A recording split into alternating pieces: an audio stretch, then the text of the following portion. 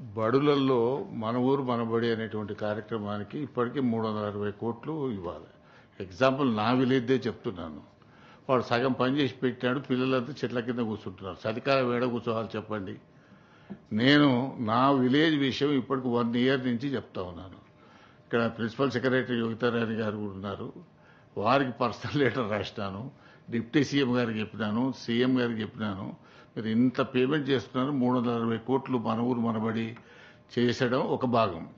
2, ఈ ప్రభుత్వం వచ్చినాక అమ్మ ఆదర్శ పాఠశాలను పెట్టినారు.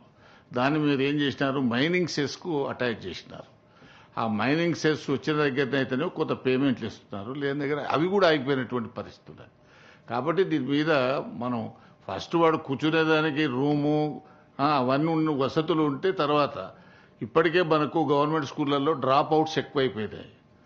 మీరు మనం గతంలో చెప్పిన లెక్కల ప్రకారమే 24-25లో 18.5 లక్షల మంది ప్రభుత్వ పాఠశాలలో ఉన్నారు, 36 లక్షల మంది ప్రైవేట్ పాఠశాలలో ఉన్నారు.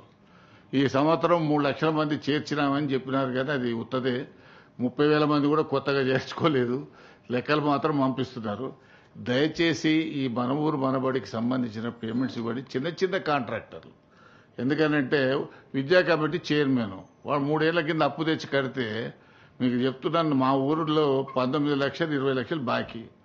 వాడు బాధపడలేక నేను 5 లక్షలు ఇచ్చినాను వానికి. అదే నీ బిల్లు వచ్చిందని మళ్ళీ నాకు వాపసు తెచ్చియమని. ఇటువంటి పరిస్థితి ఉన్నది.